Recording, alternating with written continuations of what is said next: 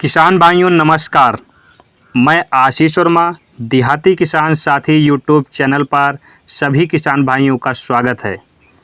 तो किसान भाइयों, यदि आपकी धान की फसल गवोट अवस्था में है, यानी कि धान में बालियां निकलने की अवस्था में है या बालियां निकल आई हैं, तो ये दोनों अवस्था में हम ऐसे काम बताएंगे जिनसे हम अपनी धान में होने वाले नुकसान से बचाव कर सकते हैं और उत्पादन भी हमको बढ़िया मिल जाएगा। तो भाइयों, पहला काम हमको करना है, वो काम हमको ये करना है कि धान की जो गोब की अवस्था है, यानी बालियां निकलने की अवस्था से पहले करना है। जो NPK 0050 उर्वरक आती है, ये उर्वरक मार्केट में आपको आसानी से मिल जाएगी। इसकी आपको 1 से 1.5 किलोग्राम मात्रा लेकर 150 लीटर पानी में मिला करके स्प्रे कर देना है। तो इससे बालियों में दानों का अच्छे से भराव होगा और दानों का वज़न भी बढ़ जाएगा और दाना चमकदार होगा। यदि आपने 40 से 50 दिन पर धान में पोटाश डाला है या NPK 05234 का भी स्प्रे किया है, तो उसके बाद भी ये स्प्रे करने से आपको फ़ायदा ज़रूर मिलेगा। यदि आपने NPK 0050 का भी स्प्रे पहले कर दिया है, ज़्यादा दिन पहले या 10 से 12 दिन पहले कर दिया है, तब भी आपको स्प्रे करने की ज़रूरत नहीं है। लेकिन आपने अभी तक स्प्रे नहीं किया है तो आप इसको स्प्रे ज़रूर करें, तभी आपको शानदार अच्छा उत्पादन मिल सकता है। और इस दवा को आपको केवल 0050 का ही स्प्रे करना है और किसी भी दवा को साथ में मिलाना नहीं है।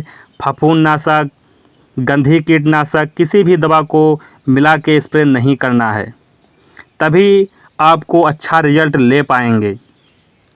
दूसरी चीज़ जब आती है धान में बालियां, तो जब धान में बालियां निकलने की अवस्था में आप देखते होंगे कि धान में बहुत सारे कीट लग जाते हैं। फफूंदनाशक कीट लग जाते हैं, गंधी कीट लग जाते हैं, जैसे बालियों के ऊपर गंधी कीट लग जाते हैं।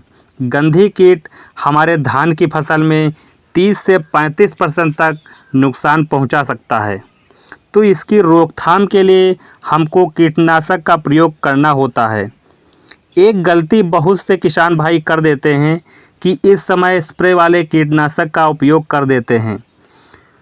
तो मेरे किसान भाइयों, इस समय यदि स्प्रे वाले कीटनाशक का प्रयोग करते हैं तो आपको इससे विशेष तो कोई नुकसान नहीं होगा, लेकिन हो सकता जो परागण की क्रिया है, जो हमारा बालियों में फूल निकल आता है, वो हमारा बाधित हो जाता है।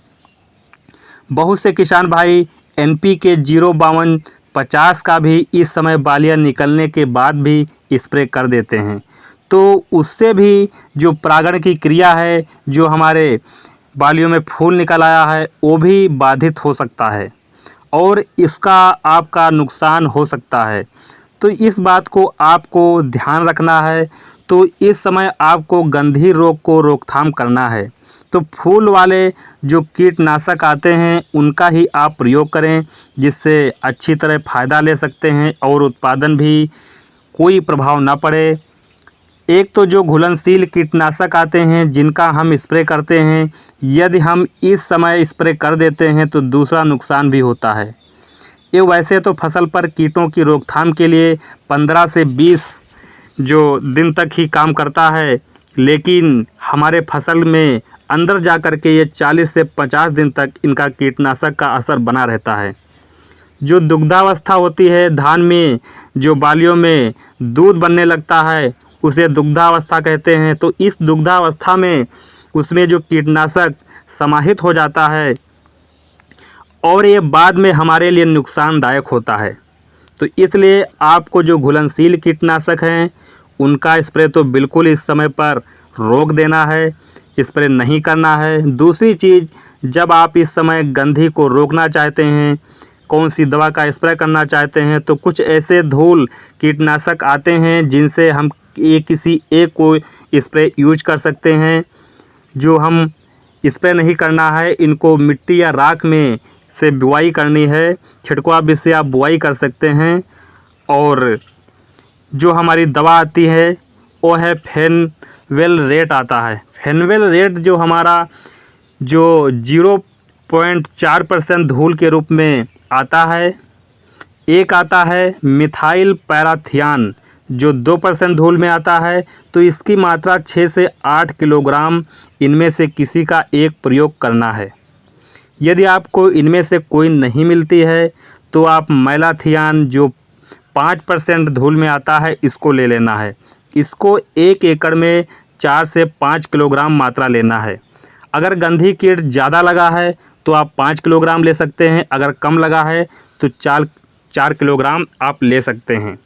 तो इसकी जो मात्रा है आपको बराबर डालनी है, कम या ज़्यादा नहीं डालनी है। अगर ज़्यादा डाल देते हैं तो परागण क्रिया भी आपकी बाधित हो सकती है, इससे आपका नुकसान हो सकता है। तो इस दवा में से किसी एक दवा का आप जो कीटनाशक, जो धूल वाले कीटनाशक हैं, उनकी आप राख या मिट्टी में मिलाकर आप बुआई कर सकते हैं।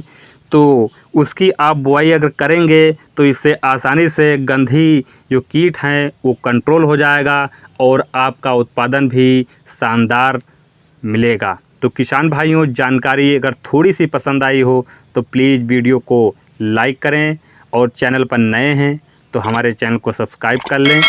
मिलते हैं नेक्स्ट वीडियो में, तब तक के लिए नमस्कार। जय जवान जय किसान।